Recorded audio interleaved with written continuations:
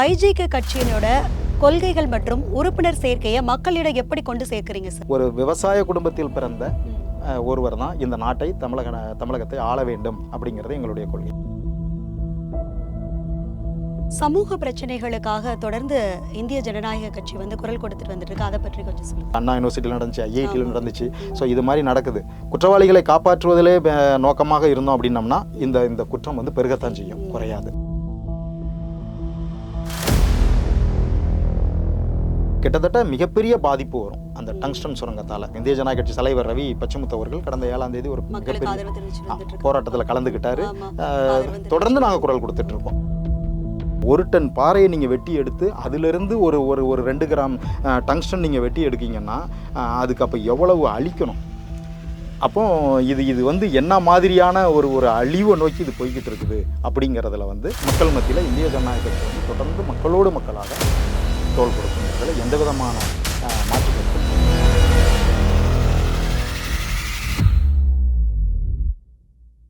இளைஞர்கள் ஐஜேகேல சேர்றதுக்கு ஆர்வம் காட்டிட்டு வர்றாங்க. அது ரொம்பவே பெரிய விஷயம். அதை பற்றி சொல்லுங்கள் சார். அதிமுகவில் ஒரு பெரிய ஜாம்பவான் மறைஞ்சிட்டாங்க, திமுகவில் ஒரு பெரிய ஜாம்பவான் அவங்களும் மறைஞ்சிட்டாங்க.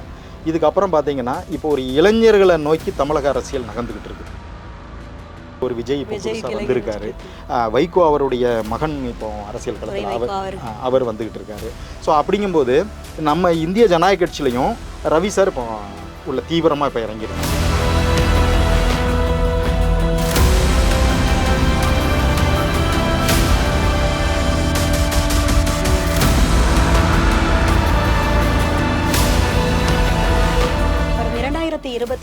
சட்டப்பேரவை தேர்தலில் ஐஜேகேவோட கூட்டணியோட நிலைப்பாடு. கூட்டணி அப்படிங்கிறது இப்போ பார்த்தீங்கன்னா இன்னும் வர காலகட்டத்துக்குள்ள இன்னும் ஒரு 1.5 ஆண்டு இருக்குன்னு நினைக்கிறேன். இந்த காலகட்டத்தில் நிச்சயமாக பல கூட்டணிகள் மாறும். சட்டமன்ற தேர்தலில் 2 திராவிட கட்சியில் ஒரு கட்சி அழிய போகுது, அது உறுதி. வரும் சட்டப்பேரவை தேர்தலில் ஐஜேகே எத்தனை தொகுதிகளில் நிற்கும்? எங்களுக்கான வாக்குகள் வாக்கு வங்கிகள் எங்கே அதிகமாக இருக்கிறதோ அந்த இடத்த அடையாளம் ஆல்மோஸ்ட் கண்டுபிடிச்சு அதுக்கான வேலைகள் நடந்துகிட்டு இருக்கு.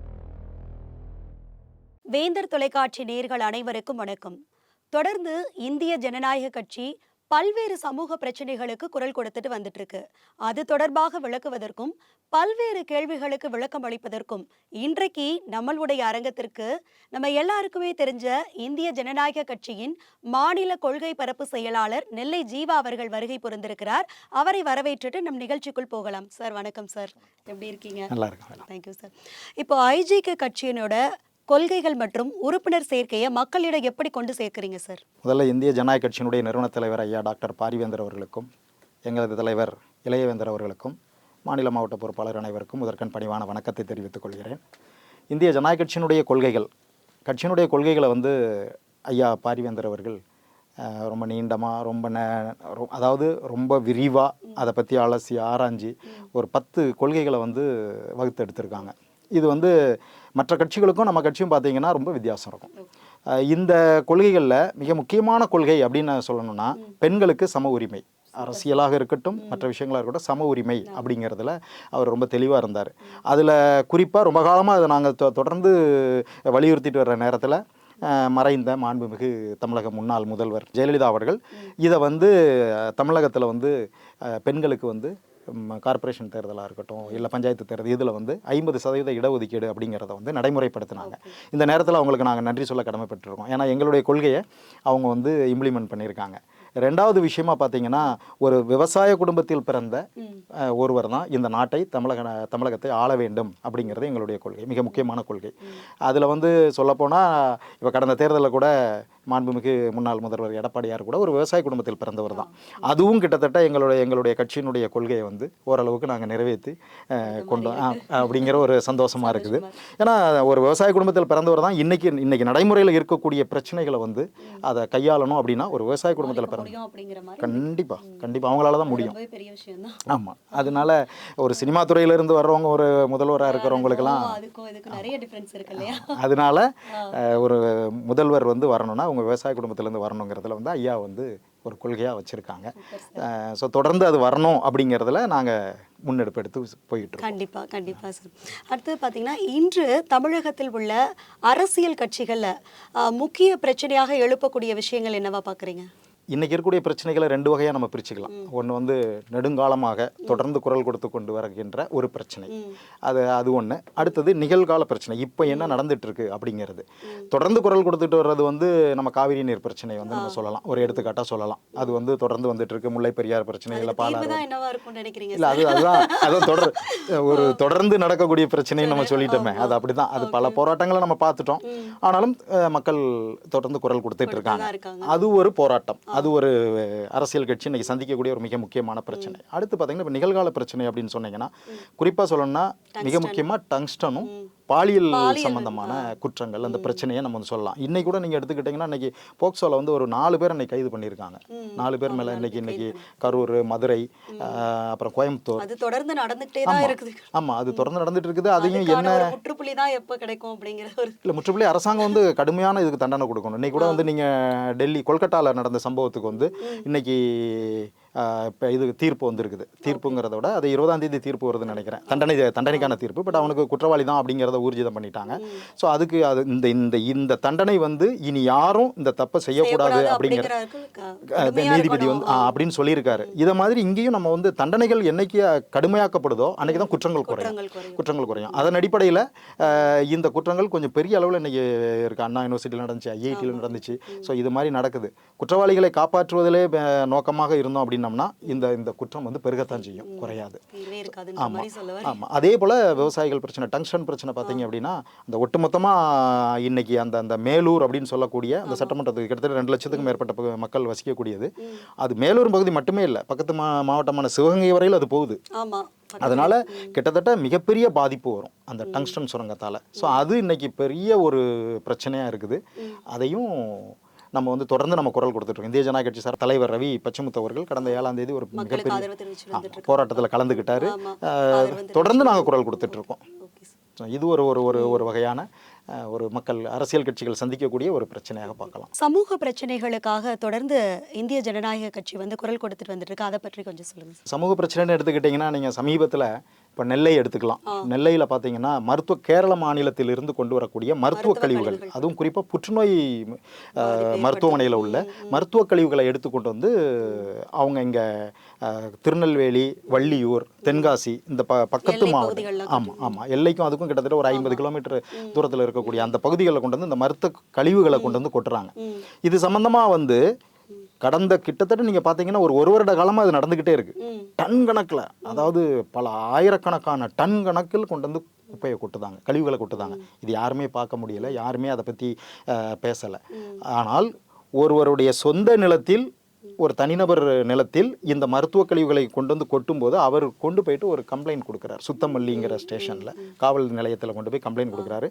அதை மீடியாக்கள் இவங்க தான் அதை வெளியில் எடுத்துகிட்டு வராங்க. வெளியில் எடுத்துகிட்டு வந்ததுக்கப்புறம் தான் இதனுடைய ஆபத்து என்ன, இது என்ன நடந்திருக்கு தெரிய வருது. ஸோ இந்த இடத்துல இந்திய ஜனநாயக கட்சி சார்பாக நான் உள்பட கட்சியினுடைய பொறுப்பாளர்கள் எல்லாரும் நாங்கள் போனோம், அதுக்கு குரல் கொடுத்தோம், அதை எதிர்ப்பு தெரிவித்தோம். தொடர்ந்து நம்ம போயிட்டு சமூக பிரச்சனைகளுக்காக இப்படி நாங்கள் வந்து தொடர்ந்து குரல் கொடுத்தோம். அது நீங்கள் பார்த்தீங்கன்னா கடந்த 10 ஆண்டு காலமாக நாங்கள் வந்து தொடர்ந்து பண்ணிட்டு இருக்கோம். இந்த நெல்லையில் மருத்துவ கழிவுகள் கொட்டப்பட்ட விவகாரத்தில் தமிழக அரசு வந்து சரியான முறையில் கையாண்டதான் நீங்கள் நினைக்கிறீங்களா சார்? அதாவது அரசுன்னு சொல்கிறத விட அங்கே உள்ள மாவட்ட ஆட்சியர் சரியான தருணத்தில் தக்க ஒரு துணிச்சலாக, மிக துணிச்சலாக அவர் வந்து அதை கையாண்டார். அதாவது மருத்துவ கழிவுகள் கொண்டு வந்து கொட்டிட்டாங்க. இது எப்படி நடக்குன்னா, இங்கேருந்து அரிசியாக இருக்கட்டும், பால், காய்கறிகள் இங்கேருந்து கேரளாவுக்கு போகுது, பக்கத்து மாநிலத்துக்கு போகுது. இந்த வண்டி அங்கேருந்து வரும்போது, லாரியாக இருக்கட்டும், வேனாக இருக்கட்டும், இது அங்கேருந்து வரும்போது காலியாக தானே வருது. இதுக்கு ஒரு 25,000 ரூபாய் கொடுத்து அங்கே உள்ள கீழே இருக்கக்கூடிய சாதாரண கவுன்சிலர், விஏஓ, தலையாரி இப்படி இருக்கிறவங்க எல்லாருக்கும் இந்த பணம் கொடுத்து இந்த கழிவுகள் அங்கேருந்து ஏற்றி கொண்டு வராங்க. ஏன்னா கேரளாவில் வந்து நீங்கள் எந்த கழிவுகளும் நம்ம எங்கேயும் சாதாரணமாக கொட்ட முடியாது, மிகப்பெரிய ஒரு தண்டனை குற்றமாக கருதுகிறாங்க. அப்படிங்கும்போது இவங்க அங்கேருந்து பக்கத்து மாவட்டம், பக்கத்து மாநிலம், இது தமிழ்நாடு, நீங்கள் அனுப்புங்க அப்படின்னு அனுப்பிடுறாங்க. இதில் எல்லோரும் இருக்காங்க, செக் போஸ்ட்டில் இருந்து காவல்துறை அதிகாரிகள் உள்பட எல்லாருக்குமே இதில் தொடர்பு இருக்குது. ஆனால் இது அரசாங்கத்தை நம்ம இதில் தொடர்புபடுத்த முடியுமாங்கிறது எனக்கு அது எப்படின்னு எனக்கு சொல்ல தெரியல, சொல்லணும்னா. ஏன் அப்படின்னா இங்கே உள்ளுக்குள்ளே நடக்குது. நாங்கள் அந்த பகுதிக்கு போயிருந்தோம். பார்த்தீங்கன்னா கிட்டத்தட்ட ஒரு 7 கிலோமீட்டர் 8 கிலோமீட்டர் ரோட்டுக்கும் மக்கள் வசிக்கும் பகுதிக்கும் அந்த பகுதிக்கும் பார்த்தீங்கன்னா 8 கிலோமீட்டர் 10 கிலோமீட்டருக்கு அப்பால் உள்ளே கொண்டு வந்துருந்தாங்க. உள்ளனா பரவலாக இருக்குது, அதை பார்க்கவே முடியாது, உள்ளே போக முடியாது. அப்போ இது என்ன பண்ணுறாங்கனாக்கா ஒரு கட்டத்தில் இந்த நபர் போய் காவல்துறையில் கொடுத்தபோது பத்திரிகையாளரும் ஊடகத்துறை சார்ந்து தான் இதை வெளியில் கொண்டாடுறாங்க, வெளிச்சத்துக்கு கொண்டு வராங்க. வேறு தவிர்க்க முடியல. மாவட்ட ஆட்சியர் நேரடியாக களத்துக்கு வராரு. அதை உடனே ஆய்வு செய்கிறாங்க. கேரளாவிலேருந்து மறுநாளே வந்து ஒரு கமிட்டி வருது, ஒரு குழுவினர் வந்து அதை ஆய்வு பண்ணிவிட்டு அவங்க சொன்ன விதத்தை பார்த்தீங்கன்னா, இந்த கழிவுகளால் எந்த விதமான ஆபத்தும் கிடையாது அப்படின்ட்டு ஒரு மேம்போக்காக சொல்லிட்டு போயிட்டாங்க. கழிவுகளால் எந்த ஆபத்தும் இல்லைன்னா நீங்கள் கேரளாலே இதை வச்சிருக்கலாமே. இதுதான் இந்திய ஜனநாயக கட்சி சார்பாக நாங்கள் கேட்ட கேள்வி. ஆமாம், நீங்கள் கேரளாலே வச்சுக்கோங்க. எங்கள் மாநிலத்தில் திருநெல்வேலி பகுதிகளில் கொண்டு வந்து நீங்கள் ஏன் குப்பைக்கிடங்கா இதை மாற்றுறீங்க? அப்போ நாங்கள் திருநெல்வேலி மாவட்டம்ல என்ன குப்பைக்கிடங்கா, குப்பை தொட்டியா அப்படின்னு நாங்கள் கேட்குறோம். அதன் பின்பு அவங்க ஆய்வு செஞ்சாங்க. அப்புறம் மாவட்ட ஆட்சியரும் அதை வந்து கடுமையான நடவடிக்கை எடுத்து மறுநாளே அதை வந்து, அதாவது அதில் இருக்கிற அந்த ஊசி இருக்குல்ல, அந்த ஊசி நாங்கள் போய் பார்த்தோம், பாட்டலாக இருக்குது, கண்ணாடியாக கிடக்குது. அப்புறம் பார்த்தீங்கன்னா ஊசிலாம் அப்படியே இருக்குது. இந்த ஊசி நம்ம காலில் ஏறிச்சுன்னா அது வந்து உயிருக்கே ஆபத்து தான். ஒன்றுமே பண்ண முடியாது. அவங்க எந்த அடிப்படையில் அதை சொன்னாங்கன்னே தெரியல. ஆனால் எந்த ரூபத்திலேயாவது இதை எப்படி மட்டம் தட்டிடணும் விட்டுறணும்னு பார்த்தாங்க. அதை வந்து தமிழக அரசாங்கமும் மாவட்ட ஆட்சியரும் இன்னும் மற்ற கட்சிகள் எல்லாம் தொடர்ந்து குரல் கொடுத்து அதுக்கு எதிர்ப்பு குரல் கொடுத்தாங்க. அதே நேரத்தில் நாங்கள் இந்திய ஜனநாயக கட்சி சார்பாகவும் தொடர்ந்து குரல் கொடுத்ததன் காரணமாக ஒட்டுமொத்த கழிவுகளும் அகற்றப்பட்டு திரும்ப மீண்டும் கேரளாவுக்கே அதை ஏற்றி கொண்டு போயிட்டாங்க. அதனால் அது வந்து நமக்கு ஒரு மிகப்பெரிய ஒரு வெற்றியாக பார்க்கலாம். சமூக பிரச்சனையில் இந்திய ஜனநாயக கட்சி தொடர்ந்து இதை போல் குரல் கொடுத்துக்கிட்டு இருக்கோம். ஐஜேகே சார்பாக எடுக்கப்பட்ட நடவடிக்கை என்ன சார்? எதை மருத்துவ கழிவுகள் கொட்டப்பட்ட விவகாரத்தில் மருத்துவ கழிவு நாங்கள் போய் தொடர்ந்து அந்த களத்தில் நிற்கிறோம், எதிர்ப்பு குரல் கொடுக்குறோம், மக்களோட மக்களாக சேர்ந்து போராடுறோம். பல அரசியல் கட்சிகளையும் சேர்த்துக்கிட்டோம். இந்திய ஜனநாயக கட்சியினுடைய ஒட்டுமொத்த ஒரே கோரிக்கை, இந்த கழிவுகளை மீண்டும் கேரளாவுக்கே நீங்கள் ஏற்றி சொல்லலாம். ஆபத்து தான் இல்லைன்னு சொல்கிறீங்களே, அப்போ நீங்கள் கேரளாவுக்கே எடுத்துகிட்டு போங்க அப்படிங்கிறதான் எங்களுடைய ஒரு கோரிக்கையாக வச்சோம். அந்த கோரிக்கை நிறைவேறியது. Okay sir. இப்போ அடுத்து பார்த்தீங்கன்னா, மத்திய அரசு வந்து குறைந்த அளவிலேயே டங்ஸ்டன் இறக்குமதி மேற்கொள்ளுது. இதனால மக்களோட வாழ்வாதாரம் பாதிக்கப்படுகிறதா, இல்லை ஸ்டெர்லைட் போன்ற வேறு ஏதாவது பிரச்சனைகள் உள்ளதுன்னு நினைக்கிறீங்களா சார்? அதாவது ஸ்டெர்லைட் அப்படின்னு சொன்னீங்கன்னா, ஸ்டெர்லைட் குரூப் தான். ஸ்டெர்லைட்டை நடத்தின அந்த கம்பெனியை, அந்த நிறுவனத்தை நடத்தின வேதாந்தா குழுமம் தான் இந்த டங்ஸ்டன்கான ஒரு அதனுடைய துணை கம்பெனி, அதாவது ஹிந்துஸ்தான் ஜிங்க் என்று சொல்லக்கூடிய ஒரு துணை கம்பெனியை தான் வந்து அவங்க நிறுவி இந்த டங்ஸ்டன் சுரங்கம் தோண்டுவதற்கான அனைத்து முயற்சிகளும் செய்கிறாங்க, ஏலம் எடுத்திருக்காங்க. இந்த டங்ஸ்டனால் வேதாந்தா குழுமம் எடுக்கப்பட்ட ஸ்டெர்லைட்டில் மிகப்பெரிய ஒரு உயிரிழப்பு, 13 பேர் இறந்தாங்க. அதையும் சொல்ல போனீங்கன்னா, மறுநாள் ஒரு நபர் இறந்தார், அதுக்கு மறுநாள் ஒரு நபர். கிட்டத்தட்ட 15 உயிர்களை காவு வாங்கிய ஸ்டெர்லைட் போன்று இந்த டங்ஸ்டனும் போயிடுமோ அப்படிங்கிறதுல உண்மையிலே மக்கள் மத்தியில் மட்டுமில்லை, இதை எதிர்க்கக்கூடிய அனைத்து அரசியல் கட்சிகளுக்கும் அந்த ஒரு பயம் இருக்குது. அதே நேரத்தில் ஸ்டெர்லைட்டு கூட ஒரு பக்கம் நீங்கள் வேறு மாதிரி அதை அந்த பார்வையை நம்ம வேறு மாதிரி பார்க்கலாம். ஆனால் டங்ஸ்டன் அப்படிங்கிறது தோண்டக்கூடிய இந்த சுரங்கம் தோண்டக்கூடிய பகுதிகள் வந்து பல ஆயிரம் ஹெக்டேர் நிலப்பரப்பை கையகப்படுத்துகிறாங்க. அதில் இருக்கக்கூடிய பாறைகள், அதில் இருக்கக்கூடிய விவசாய பூமி, தண்ணி, அங்கே உள்ள தண்ணி, நாங்கள் நேரடியாக அந்த பகுதிக்கு போயிருந்தோங்க, அரிட்டாப்பட்டிங்கிற அந்த பகுதிக்கு போயிருந்தோம். தண்ணி கீழே சுயமாக, அதாவது கோடை காலத்தில் கூட சுயமாக ஊறக்கூடிய ஊற்று நீர். அந்த ஊற்று நீரை நாங்கள் குடித்து பார்த்தோம். நீங்கள் தேங்காய் தண்ணி நம்ம குடிப்போம் இல்லையா, அந்த தேங்காய் தண்ணியை விட அருமையாக இருந்துச்சு.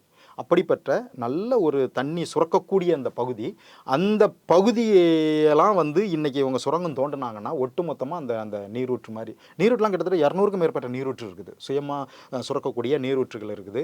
அப்புறம் விவசாய பூமி பாதிக்கப்படுது. அங்கே இருக்கக்கூடிய பல்லுயிர் பாதுகாக்கப்பட்ட பகுதியாக இப்போ தமிழக அரசு அறிவிச்சிருக்கு. ஒரு 193 ஏக்கர் அறிவிச்சிருக்காங்க. பல்லுயிர் மிகப்பெரிய பறவைகள்லாம் இருக்குது. அந்த நம்ம கழுகு தான் நம்ம பார்த்துருப்போம், ராஜாளின்னு சொல்லக்கூடிய ஒரு பறவைகள்லாம் இருக்குது. அந்த ராஜாளி பறவையெல்லாம் பார்த்தீங்கன்னா, இப்போலாம் மக்கள் மத்தியில் இப்போ இருக்கக்கூடிய தலைமுறைக்கு ராஜாளி பறவைனா என்னன்னு நீங்கள் கேட்டிங்கன்னா கூட அவங்களுக்கு தெரியுமாங்கிறது தெரியல. வல்லூருக்கள் இருக்குது, இந்த மாதிரி பறவைகள்லாம் அங்கே இருக்குது. அதை பல்லுயிர் பாதுகாக்கப்பட்ட பகுதியாக 193 ஏக்கர் தமிழக அரசு அறிவிச்சிருக்காங்க. இந்த 193 ஏக்கரை விட்டுட்டு மற்ற பகுதிகளுக்கு நாங்கள் ஆய்வு செய்கிறோம் அப்படின்னு மத்திய அரசாங்கம் சொல்லுது, அந்த வேதாந்தா குழுமம் சொல்லுது. நம்ம என்ன சொல்கிறோம், இந்திய ஜனநாயக கட்சி என்ன சொல்லுதுன்னா, இந்த மாதிரி இந்த இடத்துல இருக்கக்கூடிய சமணர் படுகைன்னு இருக்குது. சமணர் படுகைனா கிட்டத்தட்ட 11ஆம் நூற்றாண்டில் இருக்கக்கூடிய மக்கள் வாழ்ந்த காலகட்டங்கள். அந்த காலகட்டத்தில் இருக்கிற சமண துறவிகள்னா துறவிகள்னா ஆடையெல்லாம் போட்டிருக்க மாட்டாங்க, அவங்க நிர்வாணமாக தான் இருப்பாங்க. அப்படிப்பட்டவங்க வந்து மக்கள் மத்தியில் இருக்க மாட்டாங்க தானே. அப்போ அவங்க வந்து அந்த பாறையில் வந்து அவங்களுக்குன்னு படுகை செஞ்சு, அவங்களுக்குன்னு அந்த படுக்கக்கூடிய படுகை செஞ்சு, பாறையிலே உள்ள தோண்டி படுகை செஞ்சு அதில் படுத்துக்குவாங்க. ஸோ இந்த சமணர் படுகை அங்கே கிட்டத்தட்ட அரிட்டாப்பட்டியில் பார்த்தீங்கன்னா ஒரு 10க்கும் மேற்பட்டது இருக்குது. மீனாட்சிபுரம் சொல்லக்கூடிய இடத்துல ஒரு 50க்கும் மேற்பட்ட சமணர் படுகை இருக்குது. ஸோ இந்த மாதிரி படுகைகள்லாம் வரலாற்றில் நம்ம வந்து தமிழன் இந்த மாதிரி ஆண்டிருக்கான், இப்படி இருந்திருக்கு அப்படின்னுட்டு தொடர்ந்து நம்ம வந்து நம்மளுடைய வரலாற்று இதெல்லாம் இருக்கு இல்லையா, அதெல்லாம் வந்து அழிப்பதற்கு கூட இது ஒரு காரணமாக நாங்கள் பார்க்குறோம். இந்த வரலாற்று என்னென்ன இருக்குதோ தமிழர்களுடைய வரலாற்று சின்னங்கள் இதெல்லாம் வந்து அழிக்கிறாங்க. இதே போல் பார்த்தீங்கன்னா அடுத்தது வந்து குடைவரைவு கோயில்கள். இந்த குடைவரைவு கோயில்கள்னால் அந்த சிலையை உள்ளுக்குள்ளே ஒரு தெய்வத்தோடைய சிலையாக இருக்கட்டும், இல்லை வேறு எதுவும் சிலையாக இருக்கட்டும், அதை செய்வாங்க. செஞ்சுட்டு அது தேவையில்லாத பொருட்களை பாறைகளை வெட்டி வெளியில் எடுத்துருவாங்க. நீங்கள் அந்த கோயிலுடைய மேற்கூரை அப்படின்னு சொன்னீங்கன்னா அதுவும் அதிலே இருக்கும். அந்த பாறைக்குள்ளே எதையும் அது ஒன்றுக்கு ஒன்று தொடர்பாகவே இருக்கும். நீங்கள் ஒரு கல் உள்ளே இருக்கும், ஒரு சிங்கம் இருக்குன்னா அந்த சிங்கத்து வாய்க்குள்ளே ஒரு கல் இருக்கும். அந்த கல்லை போய்ட்டு நீங்கள் வெளியில் எடுக்க முடியாது. எப்படிரா இதை செஞ்சாங்க அப்படின்னு நீங்கள் பார்த்தீங்க அப்படின்னா அந்த கல் உள்ளுக்குள்ளே வாய்க்குள்ளே கிடக்கும்.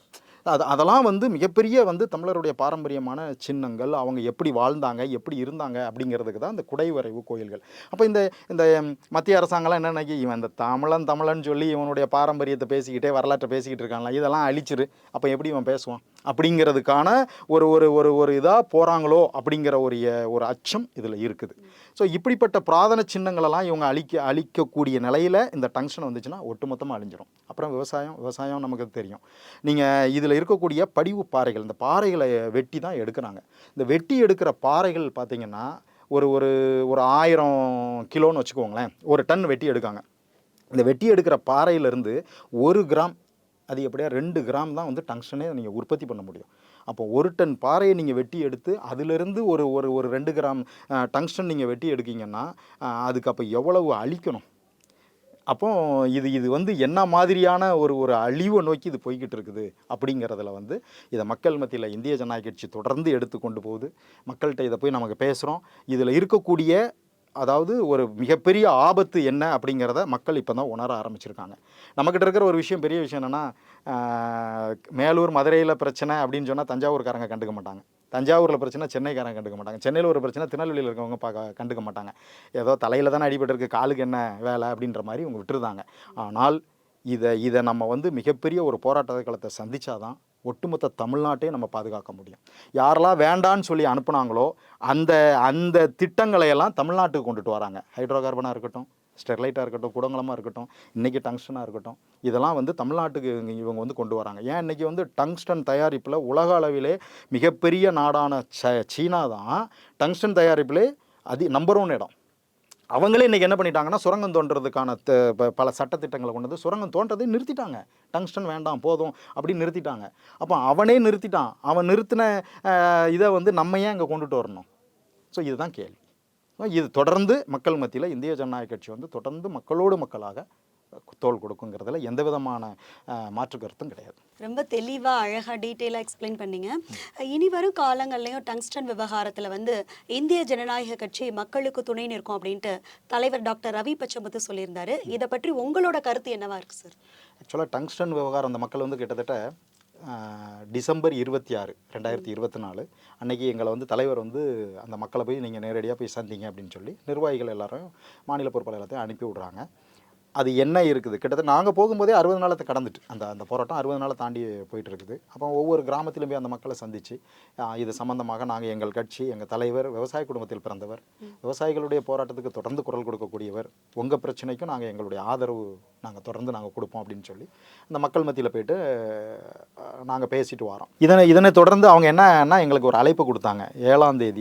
ஜனவரி 7ஆம் தேதி நாங்கள் மிகப்பெரிய ஒரு நடைபயணம் போகிறோம். இந்த நடைபயணத்துக்கு இந்திய ஜனநாயக கட்சி சார்பாக நீங்கள் ஆதரவு கொடுக்கணும். அதுக்கும் நாங்கள் தலைவர்கிட்ட அனுமதி வாங்கி, ஐயா இப்போ டாக்டர் பாரிவேந்தர் அவர்கள்ட்ட முறையாக அனுமதி வாங்கி எங்கள் தலைவர் வந்து ரவி பச்சமுத்து அவங்க வந்து இந்த போராட்டத்தில் கலந்துக்குவாங்கன்னு நாங்கள் சொல்லி அதே போல் சொன்னது போல் நாங்களும் கலந்துக்கிட்டோம். இந்த போராட்டத்தில் கலந்தோம். இன்னும் இப்போ வரக்கூடிய ஜனவரி 26 குடியரசு தினத்தன்னைக்கு அங்கே மக்கள் எல்லோரும் என்னென்னா, இந்த போராட்டத்துக்கான எங்களுக்கு முடிவு கிடைக்காவிட்டால் நாங்கள் கருப்பு கொடி ஏந்தும் போராட்டம் அன்றைக்கி நாங்கள் நடத்துவோம் அப்படின்னு அறிவிச்சிருக்காங்க.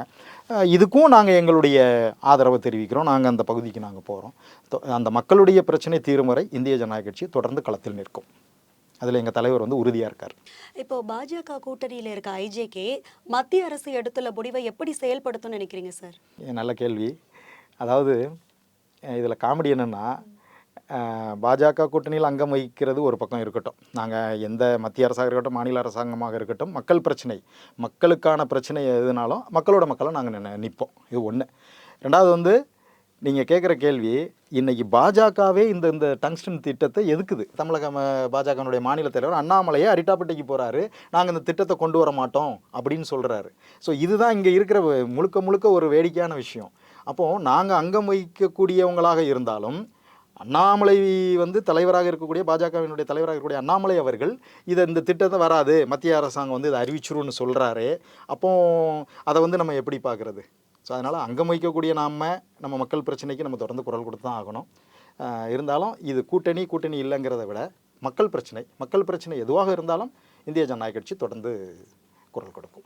சமீபத்தில் கூட மீனவ கிராமங்களுக்கு சென்று ஐஜேகே தலைவர் சந்தித்தார் இல்லையா, அதை பற்றி கொஞ்சம் சொல்லுங்கள். அதாவது மீனவர் மக்கள் வந்து இன்றைக்கி வந்து ஒரு அனாதை போல் இன்றைக்கி வந்து அவங்க நிற்கிறாங்க. இன்றைக்கி அவங்களுக்காக குரல் கொடுக்கக்கூடிய தலைவர்கள் ரொம்ப குறைஞ்சிட்டாங்க. முன்னாடி நிறைய தலைவர்கள் வந்தாங்க, குரல் கொடுத்தாங்க, அவங்களுடைய பிரச்சனைகளை மாநில மத்திய அரசாங்கங்கள்ட்ட எடுத்து சொல்லக்கூடிய அளவுக்கு தலைவர்கள் இருந்தாங்க. இன்றைக்கி யாரும் இல்லை. இன்றைக்கி மீனப்பகுதியை சார்ந்தவங்க, குறிப்பாக கன்னியாகுமரியிலேருந்து காசிமேடு வரை இருக்கக்கூடிய மீனப்பகுதியை சார்ந்தவங்க தலைவர்களை வந்து இடையில சந்தித்து எங்களுடைய பிரச்சனைகள் இதெல்லாம் இருக்குது, எங்களுக்காக நீங்கள் குரல் கொடுக்கணும் அப்படின்னு சொல்லி தான் சமீபத்தில் ஆலிக்குப்பம்னு சொல்லக்கூடிய கல்பாக்கம் பகுதியில் இருக்கக்கூடிய ஒரு மீனவர் பகுதிக்கு எங்களை அழைச்சிட்டு போனாங்க, எங்கள் தலைவர் அழைச்சிட்டு போனாங்க. அந்த இடத்துல போயிட்டு அவங்களுடைய பிரச்சனைகளை சொல்லும்போது பார்த்தீங்கன்னா ஒன்று கேட்கும்போது ரொம்ப கஷ்டமாக இருக்குது. மீனவர்கள் வந்து பாதுகாப்பு அவங்களுக்கு இருக்கா? இல்லை. அவங்களுக்கு வந்து ஏதாவது இன்சூரன்ஸ் போன்ற திட்டங்கள் இருக்கா? இல்லை. சரி, அதையும் தாண்டி இப்போ அவங்களுடைய மிகப்பெரிய கோரிக்கை என்னென்னா, நீலக்கொடி திட்டம்னு இப்போ மத்திய அரசாங்கம் கொண்டுட்டு வராங்க. இந்த நீலக்கொடி திட்டம் வந்துச்சு அப்படின்னு சொன்னால் கிட்டத்தட்ட மெரினா பீச் பகுதியாக இருக்கட்டும், இல்லை கல்பாக்கு போன்ற பகுதிகள், நாகப்பட்டினம், அந்த பகுதிகளெல்லாம் வந்து மீன்பிடி தொழிலே பாதிக்கப்பட்டுரும். மீனவர்கள் வந்து மீன் பிடிக்க போக முடியாது. அதை தொடர்ந்து நீங்கள் இன்றைக்கி இருக்கக்கூடிய அவங்களுடைய சமுதாயம், அவங்கள வந்து எம்பிசின்னு சொல்லக்கூடிய எம்பிசி பட்டியலில் தான் இருக்காங்க, ஜாதி பட்டியலில் இருக்காங்க. அவங்க கேட்குறது என்னென்னா, நாங்கள் வந்து 1980 மண்டல் கமிஷன் ஒன்று கொண்டுட்டு வந்தாங்க. அந்த மண்டல் கமிஷனில் இவங்களை வந்து நீங்கள் மலைவாழ் மக்கள் பட்டியலில் நீங்கள் இணைக்கணும் அப்படின்னு அரசாங்கம் மண்டல் கமிஷனில் பரிந்துரை பண்ணிச்சு. ஆனால் அது பரிந்துரையாக தான் இருக்குதே தவிர அது இன்னும் இம்ப்ளிமெண்ட் பண்ணலை. இந்த மக்கள் வந்து இன்றைக்கி நாங்கள் வந்து இப்படி இருக்கோம், நாங்கள் கடலை சார்ந்து தான் இருக்கோம், எங்களுடைய வாழ்வாதாரமே கடல் தான், நாங்கள் போனால் திரும்பி வருவோமா எங்களுக்கு தெரியாது, எங்கள் பகுதிகளில் கல்வி வேணும், எங்கள் குழந்தைங்களுக்கு வந்து வேலைவாய்ப்பு வேணும். ஸோ எங்களுக்கு அப்படி வரும்போது நாங்களும் இதிலிருந்து மீண்டெடுத்து வர முடியும். அப்போ எங்களுக்கான வசதியும் எங்களுக்கு அந்த வேலைவாய்ப்பு எல்லாம் கிடைக்கணும், கல்வி வேணும் அப்படின்னு சொன்னால் எங்களுடைய சமுதாயத்தை நீங்கள் மலைவாழ் மக்கள் பட்டியலில் எங்களை இணைக்கணும் அப்படிங்கிற கோரிக்கையை அவங்க முன்வைக்கிறாங்க. இது மிகப்பெரிய அவங்களுடைய கோரிக்கை. அடுத்து இன்னும் சொல்ல போனீங்கன்னா, மீனவர் பிரச்சனையில் பார்த்தீங்கன்னா, சமீபத்தில் பெசன்ட் நகர் பக்கத்தில் ஒரு கப்பல் வந்து தரத்தட்டி அப்படிலாம் நினச்சி ஒரு இது நம்ம பார்த்துருப்போம். அதில் ஒரு 3 அந்த கப்பலில் வேலை பார்க்கக்கூடிய 3 அதிகாரிகள் வந்து கடல் தண்ணியில் குதிக்கிறாங்க. அதில் இருக்கக்கூடிய ஒரு 2 நபரை பெசன்ட் நகர்லேருந்து வேடிக்கை பார்த்துட்டு இருந்த ஒரு மீனவன் இங்கேருந்து நீந்தியே போய் அந்த 2 அதிகாரியை வந்து காப்பாற்றி இங்கே கொண்டுட்டு வராங்க.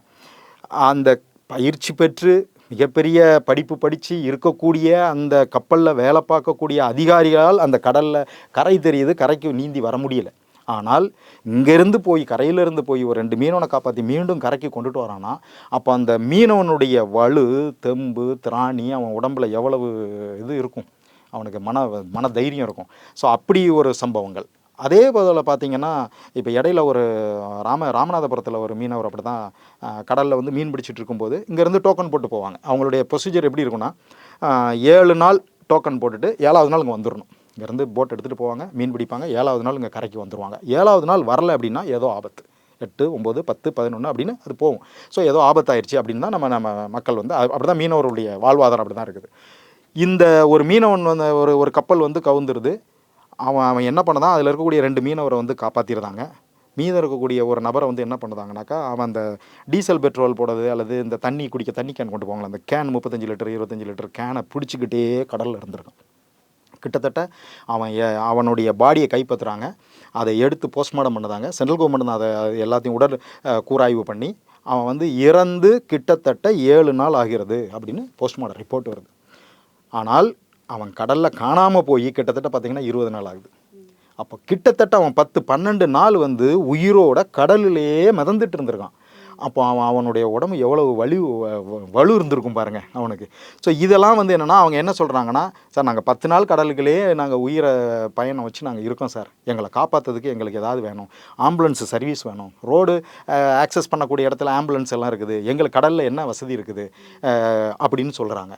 இதை விட இன்னொரு கோரிக்கை என்னென்னா, மீனவர் சார்ந்த பகுதி அந்த கோஸ்டல் பகுதியில் இருக்கக்கூடியவங்களுக்கு ஏதாவது வேலை வாய்ப்பில் வந்து மீனவர்களுக்கே நீங்கள் வந்து பயிற்சி கொடுத்து வேலையில் சேர்க்கணும் அப்படிங்க உங்களுடைய கோரிக்கை. இதை வந்து தலைவர்கிட்ட வந்து சொன்னாங்க. நான் உண்மையில் பாராட்ட வேண்டிய விஷயம். ஏன்னா ஒரு கடலில் அங்கேருந்து இவங்க மீன் பிடிக்க போகிறது 100 கிலோமீட்டர் வரையில் போகிறாங்க, கடலுக்குள்ளே போகிறாங்க. ஆனால் அந்த கடற்கரையோரம் இருக்கக்கூடிய அந்த அதிகாரிகள், காவல்துறை அதிகாரி அவங்களாம் இருக்காங்களா, அந்த கோஸ்டல் கார்டு அவங்களாம் இருக்காங்களா, அவங்க வந்து அதிகப்படியாக 40 கிலோமீட்டருக்கு மேலே போக மாட்டாங்க. ஒரு மீனவன் காணாமல் போயிட்டான் அப்படின்னு சொன்னோன்னா நீங்கள் உள்ளே ஒரு 100 கிலோமீட்டர் போய் தேடி பார்க்கணும்ல, அவங்க தேடுறது இல்லை. அதுவாக வந்து கரை ஒதுங்கினா தான் போனோம், கரை ஒதுங்கினா தான் இவன் மரணம் அடைஞ்சிட்டான் அப்படின்னு நம்ம நினைக்கிறோம். ஸோ அதுபோல் இந்த இடத்துல இவனுக்கு பயிற்சி கொடுத்தா எப்படி 10 நாள் 12 நாள் உயிரை கையில் பிடிச்சிட்டு இருந்தானோ அதுபோல் இவன் நீந்தியே போவான், கடலில் இருக்கக்கூடிய அவன் சக நண்பர்களை மீனவர்களை காப்பாற்ற முடியும். அவனுக்கு பயிற்சி கொடுத்து நம்ம கொண்டு போகணுங்கிறது வந்து இந்திய ஜனநாயக கட்சியினுடைய கோரிக்கையாக நாங்கள் இன்னும் மாநில மத்திய அரசாங்கத்துக்கு இதை வந்து கொண்டுட்டு போவோம். தலைவர் தரப்புலேருந்து என்ன தெரிவிச்சாங்க சார்? தலைவர் தரப்புலேருந்து முழுக்க இனி தொடர்ந்து இந்த மீனவர் பிரச்சனைக்காக நாங்கள் தொடர்ந்து வருவோம். இந்த மீனவர்களை ஒருங்கிணைக்க போகிறோம். அதுக்கான அணிகள் இருக்குது எங்ககிட்ட, மீனவர் அணினே தனியாக வச்சுருக்கோம். அதுக்கான மாநில மாவட்ட பொறுப்பாளர்கள் இருக்காங்க. அவங்கள இப்போ வந்து இந்த மீனவர் பகுதியில் இருக்கக்கூடியவங்களை ஒருங்கிணைச்சி அந்த பகுதி மக்களை வந்து நாங்கள் திரட்டி இதை மாநில மத்திய அரசாங்கத்துக்கு இந்த கோரிக்கைகளை எடுத்து கொண்டு போயிட்டு அவங்களுக்கு தீர்வு கிடைக்கும் வரை தொடர்ந்து இந்திய ஜனநாயக கட்சி அவங்களுக்கான ஒரு மிகப்பெரிய ஒரு சக்தியாக நாங்கள் இருப்போம். இதெல்லாம் 2026 தேர்தலுக்கான ஒரு முன்னோட்டமாக எடுத்துக்கலாமா? இல்லை, அரசியல் கட்சியை நீங்கள் எதை எடுத்தாலுமே வந்து ஒரு தேர்தல் பாதையை நோக்கி தான் போவோம். நீங்கள் தேர்தல் பாதையை நோக்கி போனால் மட்டும்தான் அதிகாரம் நம்ம கைக்கு வரும். நீங்கள் தேர்தலில் இப்போ மீனவர்னு எடுத்துக்கிட்டிங்கன்னா, மீனவர் பகுதியில் இருக்கக்கூடிய ஒரு நபர் யாராவது ஒருவர் சட்டமன்றத்துக்கு வரணும். அவங்களுக்கு அங்கீகாரம் கொடுக்குறது இல்லை. எந்த கட்சியும் வந்து மீனவரை வந்து நிறைய பேருக்கு வந்து இடஒதுக்கீடு கொடுத்து அவங்கள வந்து நீங்கள் வேட்பாளராக நில்லுங்க, நீங்கள் ஜெயிக்க வைக்கணும் அப்படின்னு அவங்களாம் வந்து பார்க்குறது இல்லை.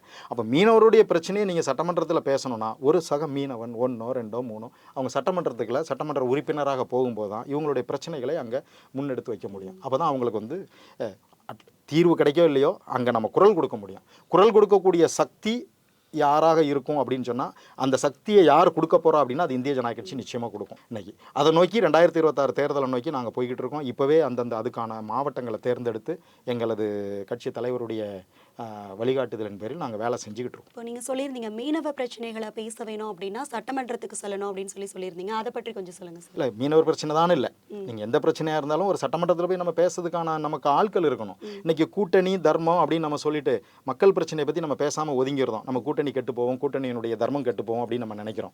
ஆனால் ஒரு மீனவன் பாதிக்கப்படும் போது ஒரு மீனவ சமுதாயத்திலிருந்து ஒரு சட்டமன்ற உறுப்பினராக ஒரே ஒருவர் இருந்தாலும் ஒட்டுமொத்த 234 பேரையும் 233 பேரையும் அந்த ஒரு சட்டமன்ற உறுப்பினர் திரும்பி பார்க்க வைக்க முடியும். ஸோ அந்த மாதிரியான இடத்துக்கு ஒரு மீனவர் வர வேண்டும். டங்ஸ்டன் பிரச்சனையாக ஒரு விவசாயி வரணும். ஸோ இதை மாதிரி ஒட்டுமொத்த இடத்துலையும் நாங்கள் சரியான நபர்களை தேர்ந்தெடுத்து எந்த பிரச்சனை யாராக இருக்கட்டும். இப்போ ஒன்றும் இல்லை, ஒரு நாட்டு இன நாய்கள்னு ஒரு பெரிய முன்னெடுப்பு ஐயா டாக்டர் பாரிவேந்தர் எடுத்து அதை அந்த மக்களை எல்லாம் ஒருங்கிணைச்சு டெல்லி வரையில் அழைச்சிட்டு போனாங்க. அவங்களுடைய கோரிக்கை வேட்டையாடுவதற்கு எங்களுக்கு அனுமதி வேணும் அப்படிங்கிற ஒரு கோரிக்கை இதை மத்திய அரசாங்கத்திட்ட எடுத்துகிட்டு போகிறாரு. அது தொடர்ந்து பேசுகிறாரு. அந்த பட்டியலில் வனவிலங்கு பட்டியலில் இருந்த அந்த நாயையும் முயலையும் மீட்டெடுக்கணுங்கிறாங்க. நாய் வனவிலங்கு பட்டியலில் இல்லைன்னு சொல்கிறாங்க. முயலை எங்களுக்கு வந்து அந்த பட்டியலேருந்து மீட்டு தாருங்க அப்படின்னு சொல்லி தொடர்ந்து குரல் கொடுத்துட்ருக்காங்க. ஸோ எங்களுடைய இந்திய ஜனநாயக கட்சி டாக்டர் பாரிவேந்தர் அவர்களும் இளையவேந்தர் அவர்களும் தொடர்ந்து இது போன்ற சமூக பிரச்சனைகள் இதை மாதிரி பல பிரச்சனைகளை வந்து யாருமே தொடாத பிரச்சனைகளை இந்திய ஜனநாயக கட்சி கையில் எடுத்து தொடர்ந்து அந்த களத்தில் நாங்கள் வந்து நிற்கிறோம் அப்படிங்கிறதுக்கு இது போன்ற ஒரு சில எடுத்துக்காட்டை என்னால் சொல்ல முடியும். இது எல்லாருமே எதிர்பார்க்கக்கூடிய கேள்வியாக தான் நான் நினைக்கிறேன். வரும் 2026 சட்டப்பேரவை தேர்தலில் ஐஜேகேவோட கூட்டணியோட நிலைப்பாடு என்னவா இருக்கும்னு நினைக்கிறீங்க? இல்லை, கூட்டணி அப்படிங்கிறது இப்போ பார்த்தீங்கன்னா இன்னும் வர காலகட்டத்துக்குள்ள இன்னும் ஒரு 1.5 ஆண்டு இருக்குன்னு நினைக்கிறேன். இந்த காலகட்டத்தில் நிச்சயமாக வந்து பல கூட்டணிகள் மாறும், இங்கே எல்லாம் மாறும். அது இல்லாமல் வரப்போகிறது சட்டமன்ற தேர்தல். இந்த சட்டமன்ற தேர்தலில் 2 திராவிட கட்சியில் ஒரு கட்சி அழிய போகுது, அது உறுதி. அது இல்லாமல் ஒரு வெற்றியை நிர்ணயிக்கக்கூடிய வாக்கு எண்ணிக்கை எவ்வளவு அப்படின்னு பார்த்தீங்கன்னா 300-400 தான் இருந்துச்சு. கடந்த தேர்தலுடைய நம்ம வரலாறு தான் சொல்லுது. ஒரு 50-60 தொகுதிகள் பார்த்தீங்கன்னா 300லேருந்து 500 600 எண்ணிக்கையில் தான் அந்த வெற்றி தோல்வி இருந்துச்சு. ஸோ இந்த இடத்த நிரப்பக்கூடிய அளவுக்கு இந்திய ஜனநாயக கட்சிக்கு வலு இருக்குது. நீங்கள் அதுக்காக சின்ன கட்சி இது அப்படி நம்ம தள்ளிவிட முடியாது. ஒரு 500 ஓட்டு 600 ஓட்டு வாக்குகள் அப்படிங்கிறது வந்து மிகப்பெரிய வேல்யூபிள் ஒரு வாக்காக அன்றைக்கி இருக்கும். ஸோ அந்த இடத்த எதெல்லாம் எங்களுக்கு இந்திய ஜனநாயக கட்சி எங்கெல்லாம் வலுவாக இருக்குங்கிறத அடையாளத்தை நாங்கள் எடுத்து வச்சுருக்கோம். அதை நோக்கி நாங்கள் வேலை செஞ்சிட்ருக்கோம். அதை நோக்கி நாங்கள் போகிறோம். அதே நேரத்தில் கூட்டணி அப்படிங்கிறது வந்து அந்த தேர்தல் வரும்போது இருக்கக்கூடிய காலகட்டத்திலுடைய நமக்கு எதெல்லாம் சாதக பாதகமாக எதெல்லாம் இருக்குது அப்படிங்கிறத அனலைஸ் பண்ணிவிட்டு செயற்குழு பொதுக்குழுவை கூட்டி ஐயா டாக்டர் பாரிவேந்தர் அவர்களும் தலைவர் அவர்களும் இதை இறுதியாக முடிவு செய்வார்கள். ஆனால் இப்போ நாங்கள் கூட்டணியை பற்றி நாங்கள் எதுவும் பேசுகிறதில்ல. எங்களுடைய வேலை என்ன அதுவோ அதை மக்கள் மத்தியில் போகிறது, மக்களுக்கான சேவைகளை நம்ம செய்கிறது, அங்கே இருக்கக்கூடிய வாக்காளர்களுக்கு நம்ம என்ன செய்யணும் அப்படிங்கிறத நாங்கள் செஞ்சிட்ருக்கோம். தொடர்ந்து களத்தில் இருக்கிறோம். ஸோ தொடர்ந்து இளைஞர்கள் வந்து ஐஜேகேல சேர்றதுக்கு ஆர்வம் காட்டிட்டு வர்றாங்க. அது ரொம்பவே பெரிய விஷயம். அதை பற்றி சொல்லுங்கள் சார். அதாவது அதிமுகவில் ஒரு பெரிய ஜாம்பவான் மறைஞ்சிட்டாங்க, திமுகவில் ஒரு பெரிய ஜாம்பவான் அவங்களும் மறைஞ்சிட்டாங்க. இதுக்கப்புறம் பார்த்தீங்கன்னா இப்போ ஒரு இளைஞர்களை நோக்கி தமிழக அரசியல் நகர்ந்துக்கிட்டு இருக்குது. திமுகவில் எடுத்துக்கிட்டிங்கன்னா அவர் உதயநிதி ஸ்டாலின் அவங்க இருக்காங்க. பாமகவில் எடுத்துக்கிட்டிங்கன்னா அன்புமணி ராமதாஸ் கொஞ்சம் ஆல்மோஸ்ட் அந்த ஏஜ் குரூப். இந்த பக்கம் ஒரு பக்கம் திருமாவளவன் அவங்க இருக்காங்க. இங்கே ஒரு விஜய் இப்போ புதுசாக வந்திருக்காரு. வைகோ அவருடைய மகன் இப்போ அரசியல் களத்தில் அவர் வந்துக்கிட்டு இருக்காரு. ஸோ அப்படிங்கும்போது நம்ம இந்திய ஜனநாயக கட்சியிலையும் ரவி சார் இப்போ உள்ள தீவிரமாக இப்போ இறங்கியிருக்காங்க. 2014-15 காலகட்டத்தில் அவர் உள்ளே வந்தாலும் இப்போ அதிவேகமாக அந்த முனைப்பு காட்டக்கூடிய இடத்துக்கு இப்போ வந்திருக்காங்க. ஸோ இந்த இடத்துல பார்த்தீங்கன்னா இப்போ இளைஞர்கள் தான் இந்த மக்களை வந்து இனி இளைஞர் சக்தி தான் இருக்கும். இளைஞர்கள் யார் வசம் தக்க வைக்க முடியுமோ அவங்க வந்து வெற்றியை கான அந்த படிக்கட்டை போய் நம்ம போய் தொட முடியும். அப்படிங்கிறதுல நாங்கள் கவனமாக அதில் கையாண்டுட்டு வரோம். ஐயாவுடைய திட்டங்கள், ஐயாவுடைய செயல் திட்டம்லாம் பார்த்திங்கன்னா கல்வி, மருத்துவம் இதை நோக்கி முன்னாடி போயிட்டு இருந்தார். நிறைய செய்கிறாரு, எவ்வளவோ செய்கிறாரு. ஆனால் பொதுமக்கள் தான் வந்து அவரை சரியாக பயன்படுத்தலை. இந்த வாக்காளர்கள் இவங்க தான் இவரை வந்து சரியாக பயன்படுத்தலை. எதை வச்சு நான் சொல்கிறேன்னா, நல்ல மனிதர் இவ்வளவு செய்கிறார், கல்விக்கு செய்கிறார், வேலைவாய்ப்புக்கு செய்கிறார், மருத்துவத்துக்கு எவ்வளவோ செய்கிறார். எல்லா அரசியல் கட்சியும் இருக்கக்கூடிய அமைச்சர்களாக இருக்கட்டும், ஆண்டவர்கள், ஆளக்கூடியவர்கள்லாம் வந்து நிறுவனங்கள் நிறைய வச்சுருக்காங்க, மருத்துவமனைகளாக இருக்கட்டும் அல்லது கல்வி நிறுவனங்கள். ஆனால் இவ்வளோ உதவி செய்கிறாங்களா அப்படின்னா கிடையாது. ஆனால் ஐயா வந்து இதை வந்து தர்மமாக செஞ்சுக்கிட்டே இருக்கார். அவர் இது எந்த எதிர்பார்ப்பும் கிடையாது. ஜாதி, மதம், இனம், மொழி எதுவும் கிடையாது. எல்லாத்தையும் தாண்டி யார் வந்தாலும் உதவி அதை செஞ்சுக்கிட்டு இருக்கார். இந்த செய்தவரை நீங்கள் அரியணையில் ஏற்றியிருக்கணும். அரியணையில் ஏற்ற நீங்கள் தவறுதீங்க. அவங்களுக்கு தேவை என்னென்னா, உனக்கும் எனக்கும் ஒரு டீல்ப்பா, அரசியல் கட்சிக்கும் மக்களுக்கும் ஒரு டீல். நீ 500 தரையா 1000 தரையா, இந்த டீல் ஓகேவா, இதோட முடிச்சுக்கும், அவ்வளோதான். ஸோ மக்களும் முன்னாடி பழைய காலத்தில் 1990-95 காலகட்டத்தில் இருந்த மக்களுடைய வேகம், வீரியம், போராட்ட குணம் எல்லாமே குறைஞ்சி போச்சு. எதால்? இந்த 500-1000 அதே மாதிரி அரசியல் கட்சிக்காரங்களுக்கும் இப்போ ஆண்ட கட்சி, ஆளுகின்ற கட்சி இவங்களுக்கும் தெரியுது, எப்பா என்ன வேணாலும் போராடு, உனக்கு 500-1000 தான் நிர்ணயிக்க போகுது, இல்லைனா அதிகப்படியாக 2000 அதை கொடுக்க யார் வலு இருக்கோ அவன் கொடுக்க போகிறான், தேர்தலில் நம்ம ஜெயிக்க போகிறோங்கிற எண்ணத்துக்கு இவங்களும் வந்துட்டாங்க. ஸோ அரசியல் கட்சிகளும் மக்களுக்குமான மிகப்பெரிய ஒரு ஒற்றுமை இதில் தான் இருக்குது. இந்த இடம் தான் வந்து தேர்தலை நிர்ணயிக்கிறதாக நினச்சிக்கிட்டு இருக்காங்க. அது வரல இப்போ போய்கிட்டு இருக்குது. ஆனால் 2026 தேர்தல் இதில் கொஞ்சம் மாறுபடும், நிச்சயமாக மாறுபடும். காரணம், இளைஞர்களை நோக்கி இந்த தமிழக அரசியல் சுற்றி கொண்டிருக்கிறது. இளைஞர்கள் தான் இனி நாட்டை ஆளப் போகிறார்கள். இளைஞர்கள் இந்த பணத்துக்கான ஒரு தேவையெல்லாம் இருக்காது. அதாவது தேர்தலில் கொடுக்கக்கூடிய பணங்கள் அது வந்து தேவை இருக்காது, வாக்குக்கு கொடுக்கக்கூடிய பணம் தேவை இருக்காது. அப்படிங்கிறத நோக்கி இவங்க போய்கிட்டு இருக்காங்க. இதுதான் சரியான தருணம். 2026 தமிழகத்தில் திரும்பி பார்க்கக்கூடிய தேர்தலாக இருக்கும். இந்திய ஜனநாயக கட்சி அதில் மிகப்பெரிய ஒரு வலுவாக, ஒரு சக்தியாக மாறிக்கொண்டு வருகிறது என்பதை இந்த நேரத்தில் பதிவு பண்ணதுக்கு நான் கடமைப்பட்டிருக்கேன். சமூக பிரச்சனைகளுக்கு தொடர்ந்து பார்த்தீங்கன்னா ஐஜேகே வந்து மக்களுக்கு குரல் கொடுத்துட்டு வந்துட்டு இருக்கு. இதனால வந்து ஐஜேகேக்கு வந்து மக்கள் கிட்ட நிறைய செல்வாக்கு இருக்கு அப்படிங்கிறது தெரியுது. வரும் சட்டப்பேரவை தேர்தலில் ஐஜேகே வந்து எத்தனை தொகுதிகளில் நிற்கும் அப்படிங்கிறது கொஞ்சம் சொல்றீங்களா சார்? சட்டப்பேரவை 2026 சட்டமன்ற தேர்தலுக்கான வேலைப்பாடுகள், தொகுதிகளை அடையாளம் கண்டுபிடிக்கிறது, எங்களுடைய வாக்கு வங்கிகள் எங்கெல்லாம் இருக்குது. கடந்த தேர்தல் கட்சி ஆரம்பிக்கப்பட்ட 2010 காலகட்டத்தில் பார்த்தீங்கன்னா நாங்கள் தனியாக நின்னோம்.